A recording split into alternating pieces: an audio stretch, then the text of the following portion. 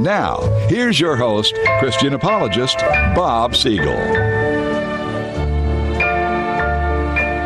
And this is Bob Siegel.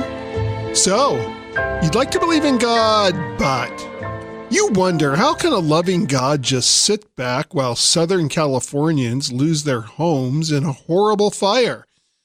Actually, my friend, our culture has advanced beyond people associating national disasters and natural disasters with God.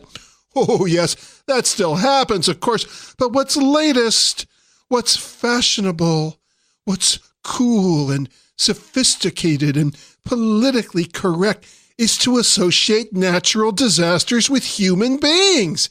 In this vein, a few days ago for Facebook, I was going to write one of my typical half-satire, half-serious posts, which would have wondered out loud how long it would take for people to blame the California fires on President Donald Trump. Now, I got distracted with a lot of work and never got around to writing the post. Now, alas, my predictive powers will go forever void of their due accolades. Because in the tradition of truth being stranger than fiction, in the tradition of not being able to make up satirical news any stupider than real news, I was beaten to the punch. Comedian Chelsea Handler tweeted, "Just evacuated my house. It's like Donald Trump is setting the world on fire, literally and figuratively. Stay safe, everyone. Dark times." Okay, now I am very sorry that Chelsea Handler or anyone had to lose their home. I'm also sorry she felt a need to interpret the tragedy. Now, to be fair, I was also expecting some fellow Christians who seldom disappoint in the art of jumping to conclusions to start making comments about how God is judging California for its recent rulings coming out of Sacramento. This too happened on schedule. Well, I certainly agree that the politicians in our capital are certifiable. And while the Bible does talk about cities and nations being judged by God for far less than what California has done, we do not know why God allows a specific present-day natural catastrophe unless he sends an actual prophet. An actual prophet, incidentally, is one who truly hears God's voice, not somebody who decides that since he feels strong and passionate about something, it must mean God is leading him. Meanwhile, as liberals talk about the stupidity and heartlessness of Christians and conservatives who ponder the possibility of God judging California, I would remind everybody to check their memories. Now, let's all check our memories. You don't even have to pull up a file from too long ago. How many self-righteous, sanctimonious comments did we hear from the left about God judging Texas with floods and hurricanes because they were too far to the right? Ironically, the more liberal oasis of Texas, otherwise known as Houston, was hit hardest during that hurricane. I point that out not to comment on why Houston was hit, but instead as an example of how quickly people activate their mouths before activating their brains, all to say sometimes floods and fires just happen.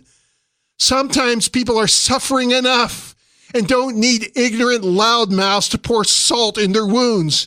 Perhaps our best response to Californians, Texans, or anyone would be to offer our help and compassion, even directing it toward those who represent another side of the political religious spectrum. Maybe we don't need to assume God causes natural disasters any more than we need to assume Trump caused them by pulling out of the climate accord. Let us admit once in a while that we do not always know nearly as much as we think we know. Meanwhile, not knowing everything doesn't mean we can never know anything. Related to this discussion, there is still one fact we can be sure of, and another possibility we can at least be reasonably sure of. First, the certainty. The real God really will judge the world someday prior to the return of Jesus Christ. We do not know when this will happen. It may be in our generation. It may be 100 years from now. It may be 3,000 years from now, but it will happen. That is definite. Not quite as definite, but within the realm of high odds. When this worldwide cataclysm preceding Christ's return does come, people will probably attribute it to global warming. And now let me introduce a man who I do attribute to God. I do not attribute him to global warming. Say hello once again to Jim Berrier. Hey, Bob, what a great intro. And I agree with you completely on that take about the fires as well as the floods we had here in the state of Texas. Now, you may not be aware, but we had a huge climate catastrophe here in San Antonio. Thursday night, it snowed. Boy, what are you going to do? What are you going to do about that global warming? It just keeps snowing and snowing. We're doing a study. We're doing a study to determine whether or not it was caused by fossil fuel emissions or bovine flatulence. Well, you let me know how that study turns out. I'll be waiting with bated breath. I'm sure you will. It was a crazy thing. And one of my California friends said, does it snow a lot in San Antonio? I said, it snows about as often as the Chargers make the Super Bowl. So there's my take on the global climate changes. Now, I have to say this. Merry Christmas. Merry Christmas. The president, by example, has given me the freedom once again to say Merry Christmas without being embarrassed or ashamed or afraid of, being pressured by political correctness. Merry Christmas, everybody. And I love the fact that the White House once again is celebrating one of the great holidays and is unashamed about that. So I know, isn't it amazing how in the past we are celebrating something around this time of the year, but keep it under your hat what we're really going to call it. All right, Jim, we'll be right back. Okay.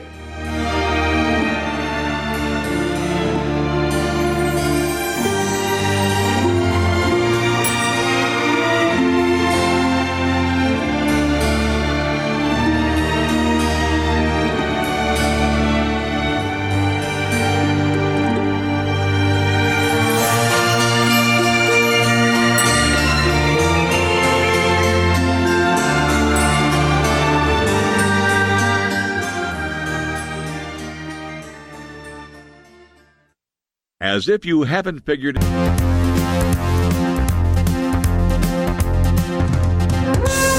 Welcome back to 1170 The Answer. I'm your host, Bob Siegel, welcoming once again our rotating co-host, Jim Berrier. Hey, Bob. Now, we departed. I made a comment about the president, and like him or not, and I know his personality is just a little bit too much for some people, but I've really been pleasantly surprised by some of the things he's doing, and we mentioned the Christmas and embracing that. I need to ask you this, because I know you have written a lot and studied a lot, and your background would be more qualified to address this thing. Every show you open with the theme from the movie Exodus, based on the book by Leon Uris. Is that correct? And the movie that they made based on it, yes. It was an Academy Award piece of music. Yeah. Yes. Great music. By Ernest Gold. Wonderful music. Great stuff. I want to know what you think about the president moving, or at least wanting to move, the embassy to Jerusalem and the significance of that. Yeah. Well, let me start with the response of Hamas. Hamas immediately announced when they heard that a day of rage. A day of rage over President Trump agreeing that Israel, like other countries, is entitled to declare its own capital. So I'm listening to this from Hamas, and I'm thinking, a day of rage. Wow, never seen that from Hamas before. Then again, a peaceful religion. It's a peaceful religion. Yeah, and I'm thinking, well, what might be really refreshing is to see Hamas pick a special day to not rage for a change. Up to now, they've helped the so-called peace process like a symphony helps a headache. So that's where I would begin with Hamas. I mean, it's just insane. And our last three presidents have promised that they would switch our embassy from Tel Aviv, where everybody has it, to Jerusalem. But they didn't go through with it because our spineless presidential candidates, while they're running, they're interested in pleasing the voters, and not just the voters, but the lobbyists and the pressure groups. But then once they come into office, they're surrounded by these nutcase cabinet members who say, well, you can't say this or you'll affect that person. And you can't do that or you'll offend this. And so the idea is, if we were to recognize Jerusalem, that would obstruct the peace process. What peace process? Yeah, right. When people don't understand, and I know we've talked about this before, you've come on our show. We recently over the summer did a 6-part series about Israel. Right. I've written a book about Israel, so I know this is a little bit of review. But when the Palestinians talk about Israel's occupation, everybody thinks they're talking about the West Bank and the Golan Heights and place. They're talking about all of Israel, ladies and gentlemen. The Palestinians do not recognize Israel's right to exist, period. And when Israel did come into fruition legally through the United Nations, the Arabs who lived in the land, who at that time were calling themselves Arabs, not Palestinians, the Arabs who lived there were offered their own separate state. They turned it down. And many of them fled Israel to get out of the way of Egypt and Syria and other armies that said, we're coming through. We're going to annihilate Israel, but the war will be over in 5 minutes. Just get out of the way. And then you can move back in your homes. It didn't happen that way. Meanwhile, there were a lot of Arabs who were invited by the Israelis to stay. And they stayed and they became Israeli citizens. Not every Israeli citizen is a Jew. The Arabs who became citizens of Israel have more rights in Israel than any Arab in any Arab or any Muslim in any Muslim country. And this is something you never hear about in the news. So there is not going to be any two-state solution. And by the way, that's one of my criticisms of Trump. Like you, Jim, I think both of us kind of held our nose and picked him as the lesser of two evils. I think likewise, both of us have been very pleasantly surprised since he's been in office. Yeah. I continue to have problems with him. But what's interesting is the problems I'm having with him are not the problems that most other people are. When people call him a racist, that's nonsense. The very liberals who say that have never felt that way about him. They palled around with him for years when he was a liberal Democrat. It was only when he switched and became a Republican and started running for president that all of a sudden he was a racist and he's another Hitler. Interesting that Hillary would invite somebody who she thinks is a Hitler to the wedding of her daughter Chelsea. So it's total hypocrisy. Yeah. So he has problems, but what he's constantly accused of are not the problems. One of the problems he does have, though, is he thinks he can make a deal with anybody. And if he thinks he's going to make a deal between the Israelis and the Palestinians, he's in for a rude awakening. Now, I'll say this, the guy's a quick study. He learns very fast. And he may be learning already, what does Trump do when he gets pushed? We know that it's the New Yorker in him that he pushes back right away. When Palestinians are out burning pictures of him because of this Jerusalem thing, they're not really endearing him to go in there and make this deal, but he still thinks he's going to make this stellar deal. And he thinks, well, my son-in-law's Jewish, so obviously he'll make a good deal. He doesn't understand Israel. He doesn't understand that liberal Jews in Israel are very anti-Israel and very pro-Palestinian. And I don't really know his son personally, but I know the fact that his son is Jewish and wants to make a deal, that really doesn't mean jack. They can make a deal on paper. It might look good. It might read good. They might even sign it. But you know what's going to happen peace-wise? Nothing. Yeah. Whenever Israel's given back land, there have been attacks the next day. When they finally gave back the Gaza Strip, they started firing missiles into Israel the very next day. So there is not going to be any peace. And I'm not one of those Christians saying, because I believe in the second coming, I know there won't be any peace till Jesus comes. That may be true in its own right, but I'm talking about the kind of stuff that an atheist who just reads the news and just studies what went on in the 20th and early 21st centuries, just based on that, they ought to know that there is not going to be any peace over there. They do not recognize Israel's right to exist, period. Yeah. So it's not going to happen. So when they say, oh, making Jerusalem the capital, that's thwarting the peace process. Really? What peace process? Yeah, I haven't seen anything on that side. Well, that's what you get for asking me to take up a whole segment, Jim. But there's more. I will give you more to do when we get back. We'll be right back.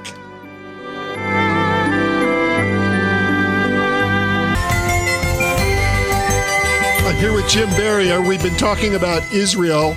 And a couple of days ago, Jim, I had sent a message to my brother over Facebook, my brother Paul Siegel, who lives in Israel and actually lives in the West Bank, the quote-unquote occupied territory. And I asked him if he was safe. And this just came in over Facebook right while we were talking. He said, Bob, well, there have been lots of news reports about demonstrations. In terms of casualties, there's no real big difference between this or any other week. A lot of what you're reading is just fake news to make a big splash in the press, to make it look like Trump lit the world on fire. But he's not trying to say by that things have been peaceful. He's just saying it's no less peaceful than normal. Yeah, it's never been peaceful there in my lifetime. Now, just a couple of addendums to the subject of who occupies, who owns, and who has a right. Am I correct in saying Muhammad never went to Jerusalem? That is correct. There's some legend about a quote-unquote spiritual journey that he took, and supposedly from the mount of where the temple is now, where the temple used to be, where the Dome of the Rock is now, they claim that he went from there and took a trip to heaven. That's all legend, but Arabs have no claim to that land until the time of Muslim expansion. It is true that whereas in Muhammad's lifetime, he never went there, Muhammad, when he recited the command, really did command jihad, really did command Muslims to conquer the entire world for Allah, and they started it in his lifetime. That's how he conquered Arabia. That's how he took the Arabian Peninsula. However, he passed away before the expansion continued to other places, and it eventually grew to Europe, to Africa, and to the Holy Land.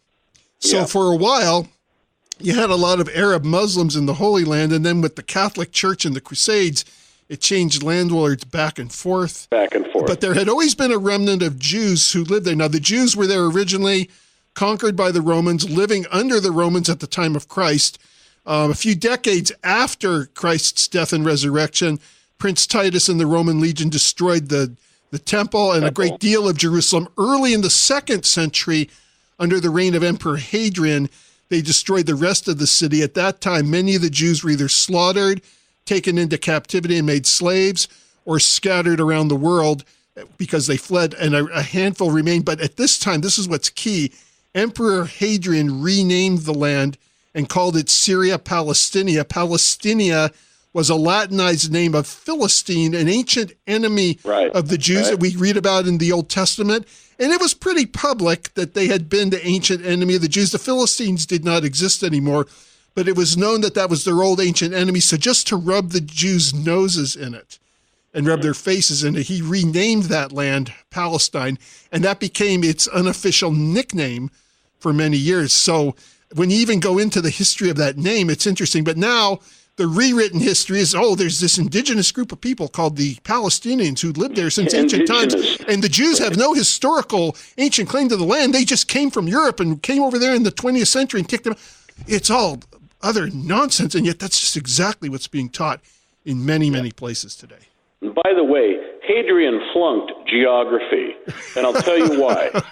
He started heading north, got up into the British Islands. They didn't call it that then, but and he got up into the north part there, and there were these guys that wore skirts that ran around like guerrilla warfare, and the Roman soldiers could not defeat the Highlanders, so he built the wall, which is now called Hadrian's Wall. Oh, yeah, Hadrian's Wall, and said, the Roman Empire ends here, and yet Rome was supposed to be the conqueror of the world. And so he said, well, the world essentially ends here.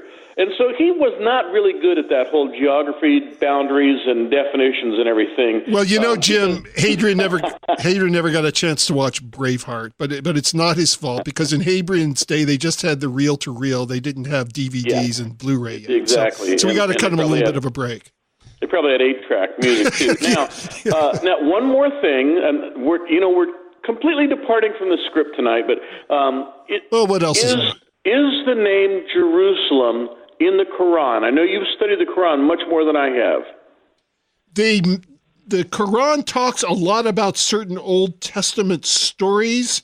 I do not recall at the moment whether the word Jerusalem is in the Quran. I would have to check that. It's possible because they do refer to the Bible, meaning Old and New Testament, as being the Word of God.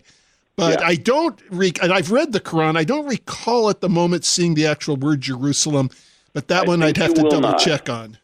I think you will not. It was kind of a trick question. I don't believe that the word or name Jerusalem occurs in the Quran anywhere. That was the way I was kind of recalling it, but I wasn't absolutely sure. But if you've just recently checked that I researched that. Very good, very good. So Muhammad really never went there physically. No, that we know. The city is never mentioned in their holy scriptures, and yet they're fighting over the right to the city. I liken it to a couple who's had a bitter divorce, and they're both saying, I want the kids, not because they want the kids, but because they don't want the other side to have the kids. Yeah, exactly. So now we've spent half the show, but it's just fun. I enjoy this. Let me just tell you, this is just in. I know you're a film buff, and in a few days there's a new movie coming out, the next episode of Star Wars called The Last Jedi. And I have this inside information that I want to share with you. Okay. In the new movie, they introduce a new ship, and the name of the ship is the Millennial Falcon. Okay, and I thought the Millennial Falcon. No, wait a minute. I thought that was Han Solo's ship's name. No, that was Millennium. Millennium. Oh, so now it'll be Millennial. You're right. The Millennium Falcon. And here's what goes on. On the Millennial Falcon, there is no pilot because no one person should be more important than everyone else. The passengers are all entitled to whatever they want as long as it doesn't offend other passengers. The ship still has the smuggling compartments because everyone needs a safe place. The ship has no weapons and doesn't take sides in the conflict between so-called good and evil. Passengers are non-judgmental, and they do not tolerate intolerance. They may believe in the dark side and the light side at the same time, which is likely to leave them with a checkered past. The one tradition they still hold on to in the Millennial Falcon is trust your feelings. So you have that inside information. I bet you didn't know that. No, that was creative. Did you make that up, or did you read that somewhere? I did. I made it up today, in fact. Well, first of all, let me say two things. First of all, you should be employed by Mad Magazine. They'd probably be happy to have you. That's what I grew up on. But what's scary is I have the feeling that if George Lucas was related still to his own franchise, the movie might actually end up looking a little bit like that. Well, I have concerns that actually some of this is going to be going to come out and think. I haven't seen the film, and they've made all of the people who saw the previews swear to not give spoilers. But I think we're going to find a lot of that type of sentiment. Some political. Well, it already started with Lucas remaking his movies. There's that scene where. What's the name? Yeah. Greedo? I think Greedo was the name. Yeah. And Han Solo shot him from across the table, but they changed it so that Greedo shot first. And Han shot first. I'm telling you, in the original one, shot first. But in the remake, Lucas. And that's why I think once a movie's made, it should remain as a time capsule. I don't like Lucas claims he's going in to upgrade the effects, and then he starts changing everybody's favorite line and messing with it. If he really wanted to go back in and get rid of the Ewoks and give us something more interesting for the Return of the Jedi, I could maybe get on board for that. But unfortunately, he messes with some of the good scenes. Yeah, and there's too much marketing with those toys. They're going to do that on this one, too. They have a little creature that is a little plush toy, and they're going to make millions off of that. But so I just wanted to give you my warning about that. Was very film. Clever. You should put that up on your Facebook post or somewhere. That was very clever. I did. All right. Go to Jim Berrier's Facebook post and try to friend him. Maybe he'll let you read that thing. Okay. How are we doing here? Are we getting close to... We're about halfway through the show, so we got about half a show for you to do what you originally wanted to do. Well, but I have another thing. I've got so much stuff tonight. I just finished a book. It's actually a small book. It's a one-act play, and I want to read a couple of lines from this book because I read this book, and I was challenged and convicted by this book. And here's a couple of lines. This is some conversations going on between some preachers. A ministry based on the good news of repentance and forgiveness has brought you the kind of glory which now camouflages private imperfection. People who place men like you on pedestals, mistaking powerful personality for powerful spirituality, leaving you above reproach. You might recognize those words. Those are from The Melting Candle, a one-act play by Bob Siegel. I just did a plug for you, man. Yeah, I'm sitting here listening going, boy, that sounds like something I wrote once. You know what? Powerful. Oh, well, I'm glad you liked it.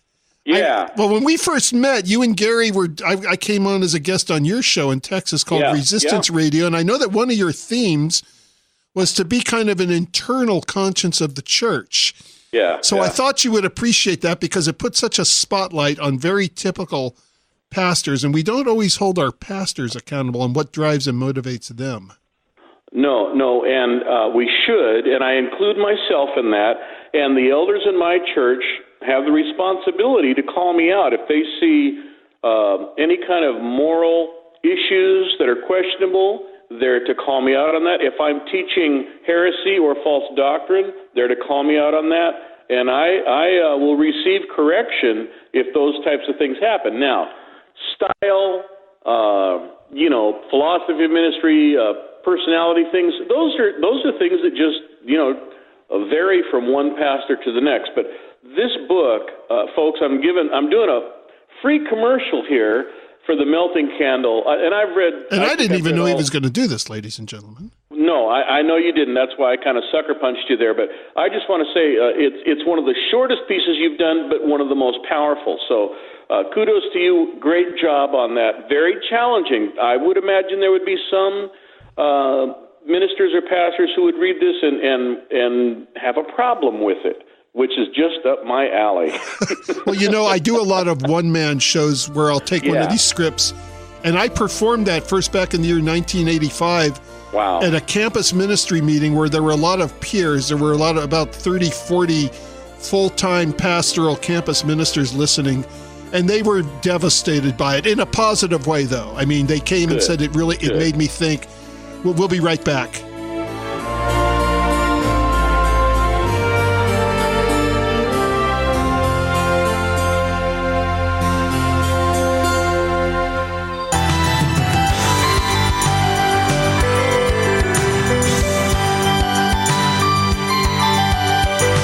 Back to the Bob Siegel Show.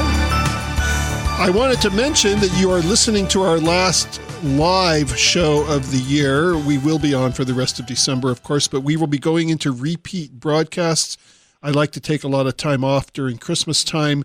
And unbeknownst to my friend Jim Berrier, the show that I'm repeating next week is the one that he did a year ago at this time last year, where we had our Christmas bumper music, and it was a fun show because Nick kept playing popular Christmas songs on the radio, and we were making Jim guess them. It's a tiny bit dated in places because the election had just happened, and he was asking me what I thought of Trump as the new president. But we mostly talked about Christmas. We mostly talked about the Magi. We mostly talked about the Star of Bethlehem. So, Jim, you're honored to be on 2 weeks in a row. You'll be the first of our repeats. And then we have some other classic shows that we repeat every year. And, of course, I'll be back with you for a brand spanking new show the first Sunday of January, but we're still live at the moment, so say hello again to Jim Berrier. We still have time. There's still time to do a little more live stuff. Knowing that you're doing a rerun next week with me, I really hope that I don't repeat everything that I did a year ago, because that was a long time ago. Well, just don't talk about the stars and the wise men, and you'll be fine.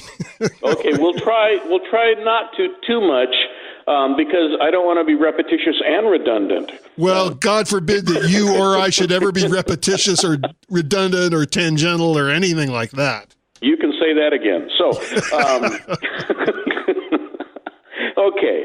What we were going to talk about, but I had so many fun things I wanted to address, and it's been great. It's Christmas time. Be as fun as you'd like.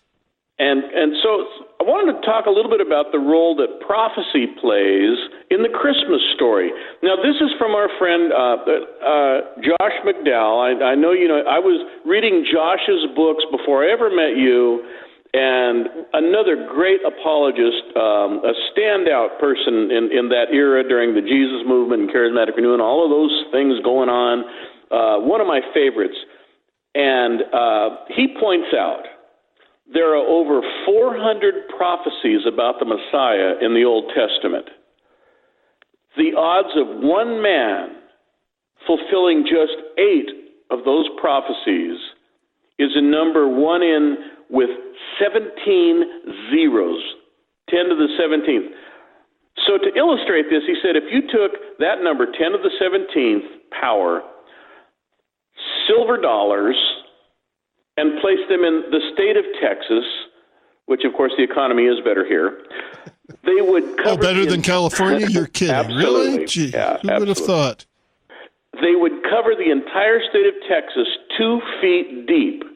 Now, suppose one of them is marked and thrown in the mix somewhere, and you blindfold a man and tell him to pick out one silver dollar, and he picks out the one that is marked out of the 2 feet deep, covering the state of Texas, silver dollars. That's the odds of just one man in history fulfilling 8 of those Old Testament prophecies. Yeah, and this is profound. And this is very important because when Jesus came and made the amazing claims he did, not just to be the Messiah of Israel, but to actually be God incarnate, which was an important part of his claim. There's other people that have come to the world before and claimed to be God incarnate, but he came in fulfillment of so many different prophecies that he matched the credentials. And Absolutely. It went from place of birth to date of his arrival in Jerusalem, his crucifixion and execution was predicted, his resurrection was predicted, just goes on and on. All of those things, and he did through his whole time on earth. I have read and checked this out. Just on the day he was crucified, he fulfilled 28 Old Testament prophecies on that one day. But it began with his birth, and so I wanted to just touch base about a few of the prophecies that Jesus Christ fulfilled and how unlikely it would be for anybody to accidentally do this or to mistakenly do this.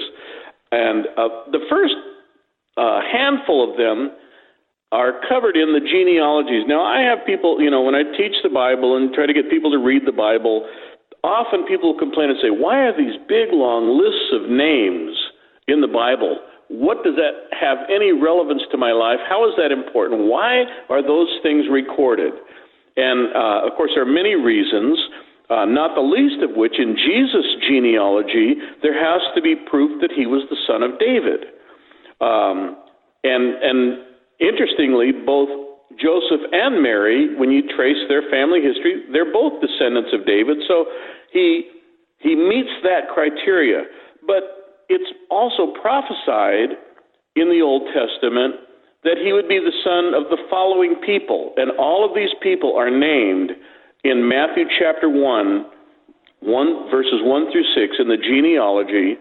The first one is Abraham.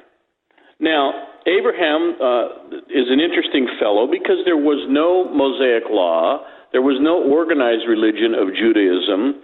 There was just this guy out there that heard somebody tell him to start following him. He heard a God. And later on, as you know, Melchizedek, the high priest, kind of informed him, you're the servant of Most High God. Because Abram grew up in an area in a time when it was polytheistic. In other words, they worshipped many, many gods. There were gods for everything. And Abraham got a message from Most High God, the God that's above all other gods. And so God made a covenant with him and said, the nations of the world will be blessed through your descendants. So the Messiah necessarily needed to be a descendant of Abraham. But then he goes on in the next generation, he makes the same commitment to Isaac. And you might say, well, obviously, if it's a descendant of Abraham, he would be a descendant of Isaac. But not true. Abraham had 2 sons. And we know how that worked out with Ishmael. We're still fighting over that one. So he made that same promise and covenant with Isaac. And then he did the same thing with Jacob. Isaac had a couple of sons. He had Jacob and Esau. They didn't get along so well. You know, there's a lot of sibling rivalry in the Old Testament. And so Jacob, though, is the one that God covenants with and says, I'm the same basic kind of promise. So he had to be a son of Abraham, a descendant of Isaac, a descendant of Jacob, and then Jacob had 12 sons. Now, and just kind of an aside here, for all of you that are really big on traditional family values, Jacob had 12 sons by 4 different women. 2 wives and 2 concubines, which were kind of like a wife, but kind of a second status wife in those days. Yeah, that might work in some religions today, but most of your fundamental religions like in churches, Utah, maybe? Yeah, well, I wasn't going to say that because I like Mitt Romney, but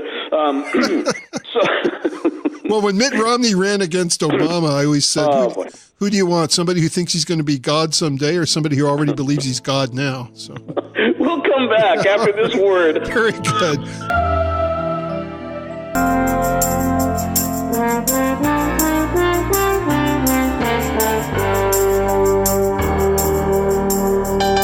Okay, Jim, you were talking about the genealogies right before we went to the break. And thank you for the Christmas music. You're hitting a lot of my favorites tonight. You know, the great Christmas hymns, a lot of them were written by theologians, and so the content on some of those songs is really, really deep, and I love those songs. So thank you for that. And we left off with Jacob.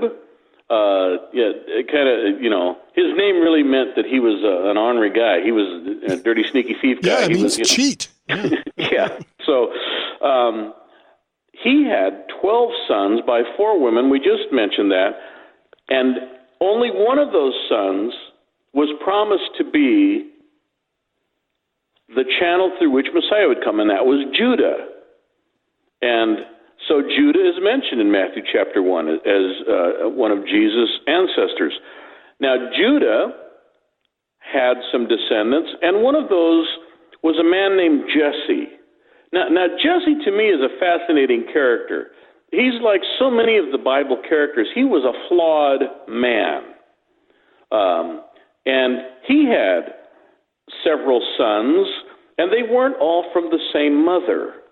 And you might remember the story when the prophet came looking for someone to anoint. Samuel the prophet, right. Samuel, and he brought out 6 of his sons, and Samuel said, yeah, don't you have another one? Yeah. Kind of like they're at the youngest run to the litter he didn't bring out. Yeah, because for one reason, David, if you read all of the genealogies in those books, you'll find the name Nahash. David had a different mother than the other 6 brothers, as well as some sisters and another brother from another mother. So David was kind of an embarrassment to Jesse. And I remember when he said, God does not look at the outward appearance as people do. Right, God looks at the heart. Exactly. So Jesse was privileged to be part of that promise, and you can find that in Isaiah, that the Savior, the Messiah, the hope of the world would come through Jesse. And then likewise in Jeremiah, similar language is used, talked about a branch shooting forth. and that would be David. And so every good Old Testament student in those days knew the Messiah would be from the house of David. That's why when the wise men came and they asked Herod, well, where is the king of the Jews to be born? And Herod didn't know. Herod didn't pay attention in Sabbath school, but he brought the religious leaders in, and they immediately said, well, Bethlehem, everybody knows that. Which makes sense, because Bethlehem was thought of as the city of David, since that's where he was also born. Yeah, the city of David, exactly. So you have all of these things just in those genealogies, those 6 individuals. There's prophecy fulfilled, and like I said, if you work it backwards, you can just say, well, if he was a descendant of David, then he had to be a descendant of Jesse, and he had to be a descendant of Judah and Jacob and Isaac and Abraham. But that's not the order it's given in. Each of those was prophesied individually, and so Jesus fulfilled every one of those. That's great stuff. But then, as you mentioned, we've hit it on a couple of times lightly tonight, there's also the geography, which, as we mentioned, Hadrian didn't do well in geography any more than Herod did when it came to his history and prophecy lessons. So now we have this interesting thing. We get the Christmas story, and it says Jesus was born in Bethlehem, and then it quotes Micah, and it says this was to fulfill that which was said, Bethlehem, you will not be the least of these, for out of you will come a great king. And so the fact that he came from Bethlehem was a fulfillment of prophecy. But then, wait a minute, it also says, out of Egypt I will call my son. Well, the story with Joseph and Mary, and because of Herod being not such a good guy, he had to flee, and he went to Egypt, of all places, Egypt.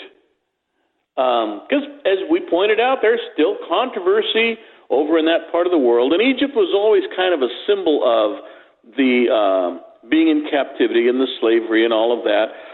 But that's where Joseph went, on the instruction he was given. And then when he came out of Egypt, it fulfilled another prophecy. And then you have the prophecy that he would be a Nazarene. Another interesting thing, because you could say, okay, where's Jesus from? Well, he's from Bethlehem. No, he's from Egypt. No, he's from Nazareth. And yet, all of those things were prophesied, and it's almost as though God is playing cosmic chess and moving pieces around, and every time one of these moves took place, the scripture comments, this was to fulfill what was written. And also the Jews that lived in Jerusalem looked down upon the Jews of the north and the Nazarene Galilee area. Can any good thing come from Nazareth? And that went back to the Civil War they had years ago when they split between the North and South. And so, it's interesting because if somebody was going to just make this stuff up, they probably would have said that the Messiah would be born in Jerusalem, the holy city, something like that. They wouldn't claim that he'd be a Nazarene. And then the idea that he's born in Bethlehem, which is close to Jerusalem, which is in southern Israel, and yet he grew up in northern Israel, that's not as likely either. Usually in those days, you grew up where you were born. So, when you put all the checkers together, it's an unusual life, and yet it's all prophesied, like you said. All of it prophesied. And by the way, for people that want to nitpick, the thing of Nazarene, is kind of a controversial thing. But when you read those prophecies specifically in Isaiah and Jeremiah about Jesse and David, it says a branch will come forth. Well, the word Nazarene comes from the same root word as the word branch. And so it's a play on words, if you will. He will be called a Nazarene because he was the branch of David. Well, right. And some try to claim that there was no Nazareth in those days. There's a place we identify it as now. Yeah. And yet they've actually found archaeological evidence for it. So that's even a dated concern. Well, Jim, my friend, it's always wonderful to have you. And I want to wish you a wonderful Christmas and a Happy New Year. And we'll have to talk right after the show and schedule you to come back sometime in January and have you on again really soon. We'll be here in January. I'll be here next week with you, folks. Well, you'll be here. We'll both be here, and yet we won't be here. It'll be like God being omnipresent. I'm watching to make sure lightning isn't striking me from the ceiling. All right. All right.